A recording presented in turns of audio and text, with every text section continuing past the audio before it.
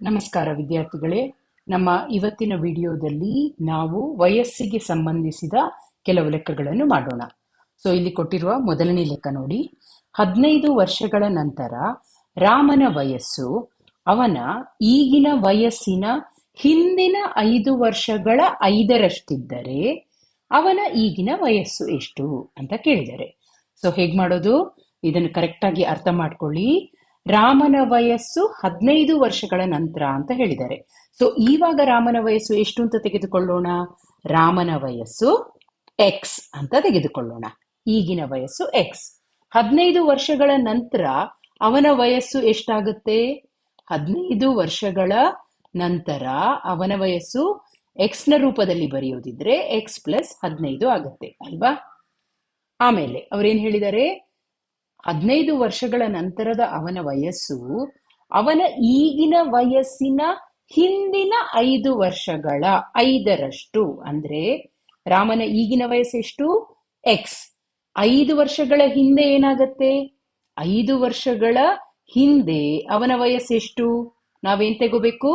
X minus 5 ಅಲ್ವಾ. ಹಾಗಿದ್ರೆ ಈಗ ಅವ್ರು ಹೇಳಿರೋದೇನು?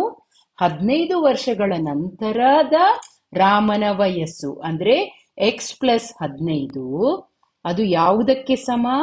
ಅವನ ಈಗಿನ ವಯಸ್ಸಿನ ಹಿಂದಿನ 5 ವರ್ಷಗಳ. ಹಿಂದಿನ 5 ವರ್ಷಗಳ ಅಂದ್ರೆ ಎಕ್ಸ್ ಮೈನಸ್ 5 ಅದರ 5ರಷ್ಟಿದ್ದರೆ, ಅಂದ್ರೆ 5 ವರ್ಷಗಳ ಹಿಂದೆ ಅವನ ವಯಸ್ಸು ಎಷ್ಟಿತ್ತು? ಎಕ್ಸ್ ಮೈನಸ್ 5 ಅದರ 5ರಷ್ಟಿದ್ದರೆ ಅಂತ ಹೇಳಿದ್ದಾರೆ. ಅಂದ್ರೆ ಈ ಎಕ್ಸ್ ಪ್ಲಸ್ 15 ಯಾವುದಕ್ಕೆ ಸಮ? 5 ಗುಣಿಸು ಎಕ್ಸ್ ಮೈನಸ್ 5ಕ್ಕೆ ಸಮ. ಅರ್ಥ ಆಯ್ತಾ? ಈಗ ಈ ತರ ನಮ್ಗೆ ಒಂದ್ಸಲ ಒಂದು ಸಮೀಕರಣದ ತರ ಸಿಕ್ಕಿದ ಕೂಡ್ಲೆ ನಾವೇನ್ ಮಾಡ್ಬೋದು? ಎಕ್ಸ್ ಅನ್ನು ಕಂಡು ಹಿಡಿಬಹುದು. ಎಕ್ಸ್ ಅನ್ನು ಕಂಡು ಹಿಡಿದ ಕೂಡ್ಲೆ ನಮ್ಗೆ ಏನ್ ಸಿಗುತ್ತೆ? ರಾಮನ ಈಗಿನ ವಯಸ್ಸು ಸಿಗುತ್ತೆ. ಅವ್ರು ಕೇಳಿರೋದೇನು?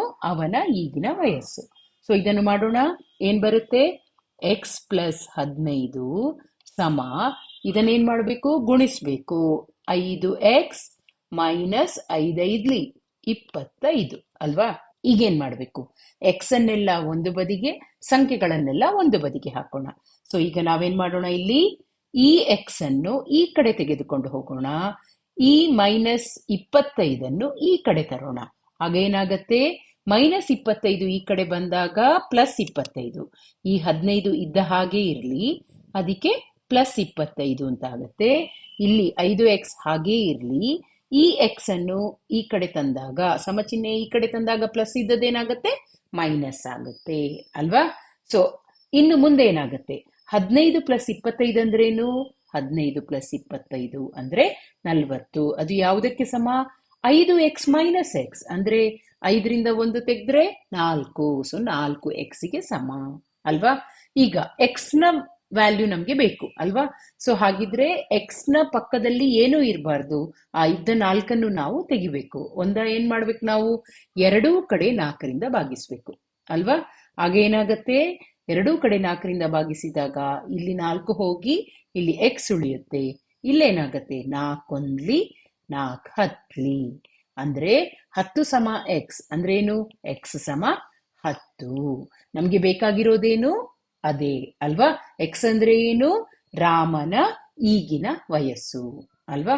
ಹಾಗಿದ್ರೆ ನಮ್ಮ ಉತ್ತರ 10 ವರ್ಷ. ಎಲ್ಲಿದೆ ಅದು? ಆಪ್ಷನ್ ಎ ಯಲ್ಲಿ ಇದೆ. ಇದು ನಮ್ಮ ಸರಿಯಾದ ಉತ್ತರ. ಅರ್ಥ ಆಯ್ತಲ್ವಾ. ಈಗ ಎರಡನೇ ಲೆಕ್ಕ ಮಾಡೋಣ. ರಾಮನ ವಯಸ್ಸು ಅವನ ಮಗನ ವಯಸ್ಸಿಗಿಂತ 2ರಷ್ಟಿದೆ. 4 ವರ್ಷಗಳ ನಂತರ ಅವರಿಬ್ಬರ ವಯಸ್ಸಿನ ಮೊತ್ತ 68 ಆದರೆ ಅವನ ಮಗನ ಈಗಿನ ವಯಸ್ಸು ಅಂತ ಕೇಳಿದ್ದಾರೆ. ಹೇಗೆ ಮಾಡೋದು? ಮೊದಲನೇ ವಾಕ್ಯ ನೋಡಿ. ರಾಮನ ವಯಸ್ಸು ಅವನ ಮಗನ ವಯಸ್ಸಿಗಿಂತ 2ರಷ್ಟಿದೆ. ನಾವು ಮೊದಲು ಮಗನ ವಯಸ್ಸನ್ನು ಎಕ್ಸ್ ಅಂತ ತೆಗೆದುಕೊಳ್ಳೋಣ. ರಾಮನ ಮಗನ ವಯಸ್ಸು, ರಾಮನ ಮಗನ ವಯಸ್ಸು ಎಕ್ಸ್ ಅಂತ ಇರಲಿ. ಹಾಗಿದ್ರೆ ರಾಮನ ವಯಸ್ಸೇನು? ರಾಮನ ವಯಸ್ಸು ಅವನ ಮಗನ ವಯಸ್ಸಿಗಿಂತ 2ರಷ್ಟು ಅಂದರೆ ಏನಾಯಿತು? 2x ಅಂತ ಆಯಿತು ಅಲ್ವಾ. ಈಗ 4 ವರ್ಷಗಳ ನಂತರ ಏನಾಗತ್ತೆ? 4 ವರ್ಷಗಳ ನಂತರ ರಾಮನ ಮಗನ ವಯಸ್ಸು ಎಷ್ಟಾಗತ್ತೆ? x+4 ಅಲ್ವಾ? ಆಗ ರಾಮನ ವಯಸ್ಸು ಏನಾಗತ್ತೆ? 2x+4 ಅಂತ ಆಗತ್ತೆ. ಕರೆಕ್ಟಾ? ಈಗೇನು ಹೇಳಿದ್ದಾರೆ? 4 ವರ್ಷಗಳ ನಂತರ ಅವರಿಬ್ಬರ ವಯಸ್ಸಿನ ಮೊತ್ತ 68. ಅಂದರೆ ಅವನ ಮಗನ ವಯಸ್ಸು x+4, ರಾಮನ ವಯಸ್ಸು 2x+4, ಇವೆರಡರ ಮೊತ್ತ 68 ಆದರೆ ಅವನ ಮಗನ ಈಗಿನ ವಯಸ್ಸು ಅಂತ ಕೇಳಿದ್ದಾರೆ. ಅಂದರೆ ಎಕ್ಸನ್ನು ನಾವು ಕಂಡುಹಿಡಿಬೇಕು ಅಲ್ವಾ? ಸೊ ಏನು ಮಾಡಬೇಕು ನಾವು?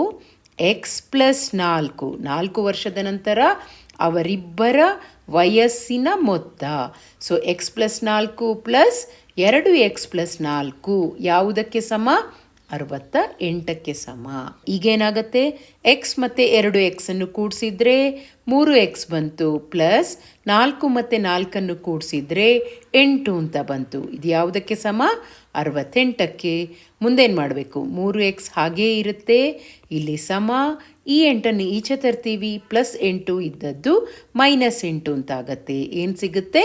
60 ಅಂತ ಸಿಗುತ್ತೆ.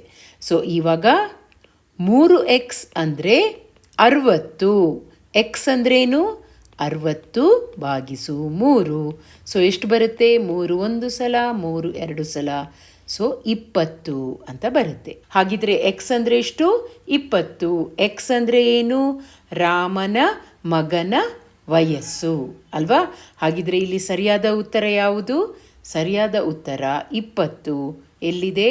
ಆಪ್ಷನ್ ಡಿಯಲ್ಲಿ ಇದೆ ಅಲ್ವಾ? ಓಕೆ, ಮುಂದಿನ ಲೆಕ್ಕ ಮಾಡೋಣ.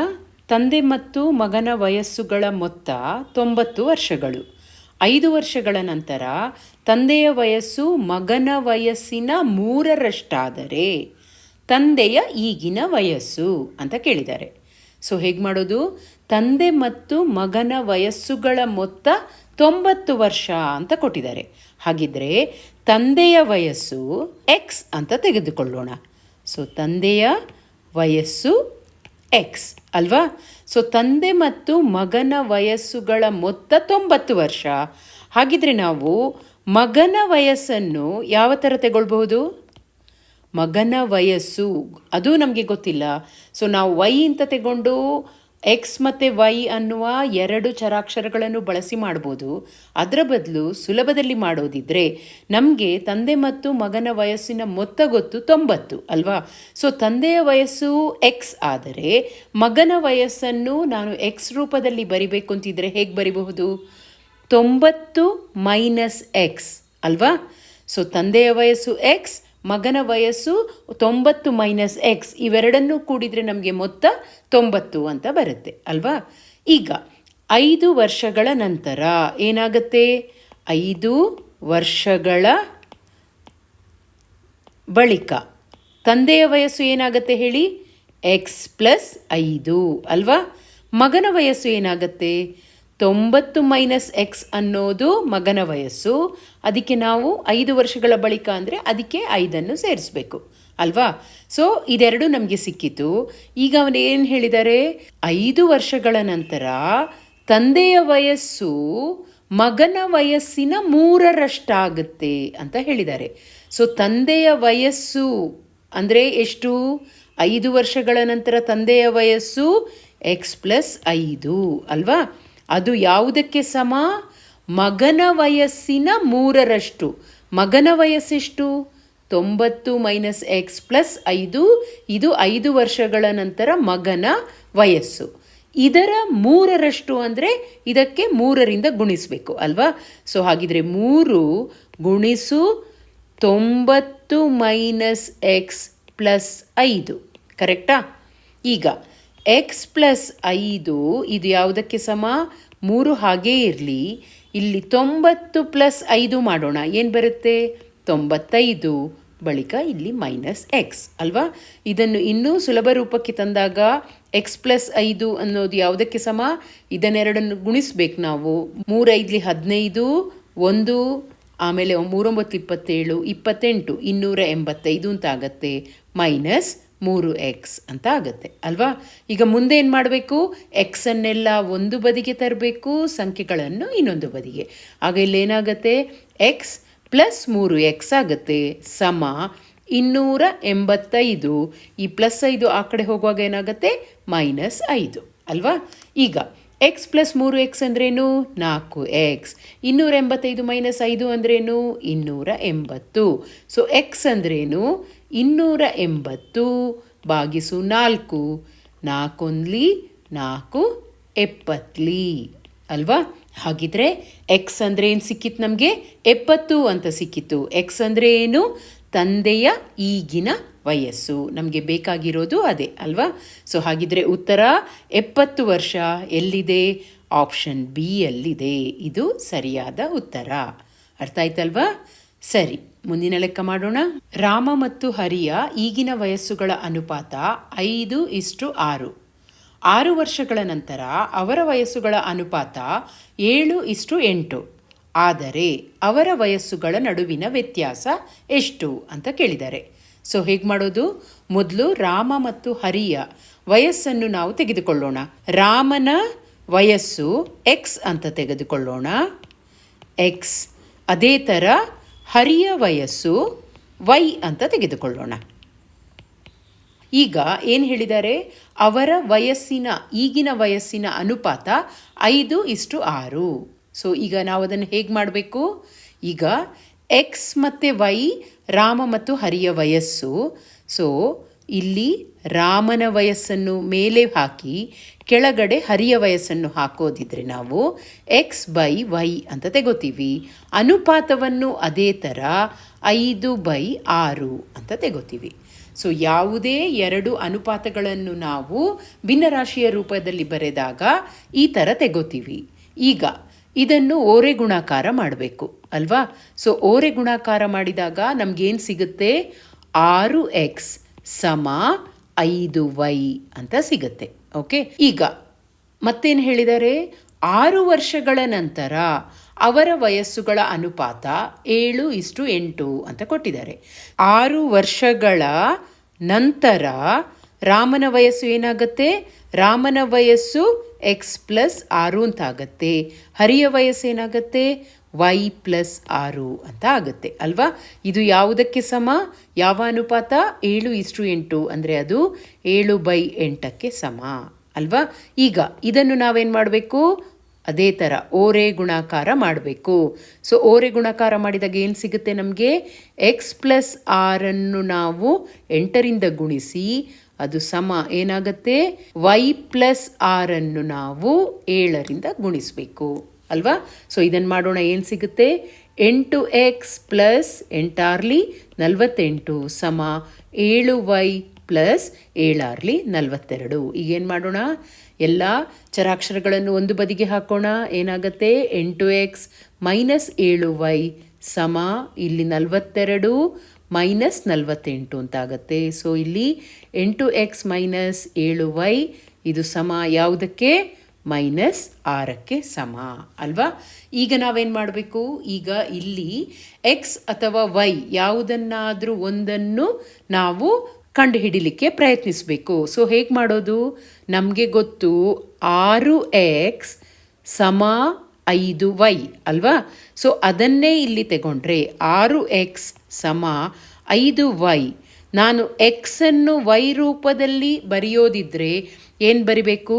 ಇಲ್ಲಿ 6x ಸಮ 5y ಇದೆ. ಎಕ್ಸ್ ಅಂದರೆ 5y/6 ಅಲ್ವಾ. ಸೊ ಈಗ ಎಕ್ಸ್ ಅಂದರೆ 5y/6 ಅಂತ ಸಿಕ್ಕಿತು. ಈಗ ಇದೇ ವ್ಯಾಲ್ಯೂವನ್ನು ನಾವು ಈ ಒಂದು ಸಮೀಕರಣದಲ್ಲಿ ಹಾಕೋಣ. ಸೊ ಆವಾಗ ಏನಾಗುತ್ತೆ? ಎಕ್ಸ್ನ ಬದಲು 5y/6 ಅಂತ ಮಾಡಿದರೆ ನಮಗೇನು ಸಿಗುತ್ತೆ? ಇಲ್ಲಿ 8 ಗುಣಿಸು 5y/6 ಮೈನಸ್ 7y ಸಮ -6 ಅಂತ ಸಿಗುತ್ತೆ. ಈಗ ಇದನ್ನು ನಾವು ಸಾಲ್ವ್ ಮಾಡಿದರೆ ನಮಗೆ ವೈಯ ವ್ಯಾಲ್ಯೂ ಸಿಗುತ್ತೆ. ಸೊ ಏನಾಗುತ್ತೆ? ಇಲ್ಲಿ 8 ಗುಣಿಸು ಇದು ಅಲ್ವಾ.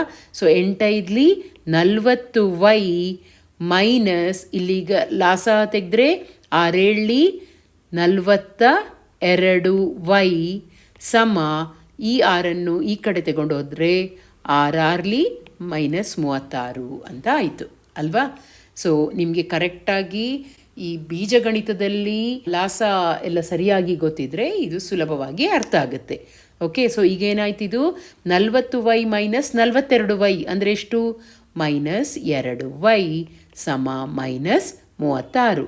ಸೊ 2 ಮೈನಸ್ ಇದ್ದ ಕಾರಣ ಏನು ಮಾಡ್ಬೋದು? ಮೈನಸ್ ತೆಗಿಬೋದು. ಸೊ ಏನಾಗುತ್ತೆ ಇಲ್ಲಿ? 2y ಸಮ 36 ಅಂತಾಯಿತು. y ಸಮ ಏನಾಗುತ್ತೆ? 36/2 ಅಂತಾಯಿತು. ಎಷ್ಟು ಬರುತ್ತೆ? 18 ಅಂತ ಬರುತ್ತೆ. ಸೊ ನಮಗೆ ವೈಯ ವ್ಯಾಲ್ಯೂ ಗೊತ್ತಾಯಿತು. ಎಷ್ಟು? 18. ಇದನ್ನೇ ನಾವು ಇಲ್ಲಿ ಹಾಕಿದರೆ ಏನಾಗುತ್ತೆ? ಎಕ್ಸ್ನ ವ್ಯಾಲ್ಯೂ ನಮಗೆ ಸಿಗುತ್ತೆ. So ವೈನ value 18. ಸೊ ಅದನ್ನು ನಾನು 5 ಗುಣಿಸು 18 ಅಂತ ಬರೆದು ಕೆಳಗಡೆ 6 ಅಂತ ಮಾಡಿದರೆ 6 1 6 3 18. ಸೊ 5 3 15 ಅಂತ ಬಂತು. ಸೊ ಎಕ್ಸ್ ಅಂದರೆ 15, ವೈ ಅಂದರೆ 18 ಅಂತ ಬಂತು ಅಲ್ವಾ? ಏನಿದು X and Y? X and Y ಅಂದರೆ ಏನು? ರಾಮನ ವಯಸ್ಸು ಹಾಗೂ ಹರಿಯ ವಯಸ್ಸು ಅಲ್ವಾ? ಈಗ ನಮಗೆ ಕೇಳಿರೋದೇನು? ಅವರ ವಯಸ್ಸುಗಳ ನಡುವಿನ ವ್ಯತ್ಯಾಸ. ಸೊ ಒಬ್ಬನ ವಯಸ್ಸು 18, ಮತ್ತೊಬ್ಬನ ವಯಸ್ಸು 15 ಅಂತಾದರೆ ಅವುಗಳ ವ್ಯತ್ಯಾಸ ಎಷ್ಟು? 3. ಸೊ ಉತ್ತರ ಏನು? 3 ವರ್ಷ ಅನ್ನೋದು ವ್ಯತ್ಯಾಸ ಅಲ್ವಾ? ಸೊ ಎಲ್ಲಿದೆ ಇದು? ಆಪ್ಷನ್ ಎಯಲ್ಲಿ 3 ವರ್ಷ ಅನ್ನೋದು ಇದೆ. ಈಗ ಇವತ್ತಿನ ಸಂಚಿಕೆಯ ಕೊನೆಯ ಲೆಕ್ಕ ಮಾಡೋಣ. ತಂದೆಯು ತಾಯಿಗಿಂತ 8 ವರ್ಷ ದೊಡ್ಡವನು. ತಾಯಿಯ ವಯಸ್ಸು ಮಗನ ವಯಸ್ಸಿನ 4ರಷ್ಟಿದೆ. ಮಗನ ವಯಸ್ಸು 8 ವರ್ಷವಾದರೆ ಮಗ ಹುಟ್ಟಿದಾಗ ತಂದೆಯ ವಯಸ್ಸು. ಹೇಗೆ ಮಾಡೋದು? ಸೊ ಇಲ್ಲಿ ನಮಗೆ ಕೊಟ್ಟಿರುವ ವಿಷಯವನ್ನು ಮೊದಲು ಸರಿಯಾಗಿ ಗಮನಿಸೋಣ. ತಂದೆಯು ತಾಯಿಗಿಂತ 8 ವರ್ಷ ದೊಡ್ಡವನು. ತಾಯಿಯ ವಯಸ್ಸು ಮಗನ ವಯಸ್ಸಿನ 4ರಷ್ಟು. ಮಗನ ವಯಸ್ಸು 8 ವರ್ಷ ಅಂತ ಕೊಟ್ಟಿದ್ದಾರೆ. ಸೊ ಮೊದಲು ನಾವು ಅದನ್ನು ತೆಗೆದುಕೊಳ್ಳೋಣ. ಮಗನ ವಯಸ್ಸು ಎಷ್ಟು? ಮಗನ ವಯಸ್ಸು 8 ವರ್ಷ ಅಲ್ವಾ? ಈಗ ತಾಯಿಯ ವಯಸ್ಸು ಮಗನ ವಯಸ್ಸಿನ 4ರಷ್ಟು. ಹಾಗಿದ್ರೆ ತಾಯಿಯ ವಯಸ್ಸನ್ನು ಹೇಳ್ಬೋದಾ? ತಾಯಿಯ ವಯಸ್ಸು ಮಗನ ವಯಸ್ಸಿನ 4ರಷ್ಟು. ಮಗನ ವಯಸ್ಸು 8 ಆದರೆ ತಾಯಿಯ ವಯಸ್ಸು ಮಗನ ವಯಸ್ಸಿನ 4ರಷ್ಟು ಅಂದರೆ 4ರಿಂದ ಗುಣಿಸಬೇಕು. ಸೊ ಎಷ್ಟಾಯಿತು ತಾಯಿಯ ವಯಸ್ಸು? 8 4 32, 32 ವರ್ಷ. ಕರೆಕ್ಟಾ? ಈಗ ತಂದೆಯ ವಯಸ್ಸು ಏನು? ತಂದೆಯ ವಯಸ್ಸು ತಾಯಿಗಿಂತ 8 ವರ್ಷ ದೊಡ್ಡವನು. ಹಾಗಿದ್ರೆ ತಾಯಿಯ ವಯಸ್ಸು 32 ಆದರೆ ತಂದೆಯ ವಯಸ್ಸು ಎಷ್ಟಾಯಿತು? ಅದಕ್ಕೆ 8 ಸೇರಿಸ್ಬೇಕು. ಏನು ಬರುತ್ತೆ? 40 ವರ್ಷ. ಸರಿಯಾ? ಈಗ ಕೇಳಿರುವ ಪ್ರಶ್ನೆ ಏನು? ಮಗ ಹುಟ್ಟಿದಾಗ ತಂದೆಯ ವಯಸ್ಸು ಇದೇನು? 40 ವರ್ಷ ತಂದೆಯ ಈಗಿನ ವಯಸ್ಸು. ಅವನ ಮಗ 8 ವರ್ಷ ಆಗಿರುವಾಗ ತಂದೆಯ ವಯಸ್ಸು 40. ಕೇಳಿರೋದು ಮಗ ಹುಟ್ಟಿದಾಗ ತಂದೆಗೆ ಎಷ್ಟು ವರ್ಷ ವಯಸ್ಸು. ಅದಕ್ಕೆ ನಾವೇನು ಮಾಡಬೇಕು? 40ರಿಂದ ಮಗನ ವಯಸ್ಸನ್ನು ಕಳಿಬೇಕು ಅಲ್ವಾ? ಸೊ 40 ತಂದೆಯ ವಯಸ್ಸಾದರೆ ಮಗನ ವಯಸ್ಸು 8. ಅದನ್ನು ನಾವು ಕಳೆದ್ರೆ ನಮಗೆ 32 ಅಂತ ಬರುತ್ತೆ. ಏನಿದು? ಮಗ ಹುಟ್ಟಿದಾಗ ಆ ತಂದೆಗೆ ಎಷ್ಟು ವಯಸ್ಸಾಗಿತ್ತು?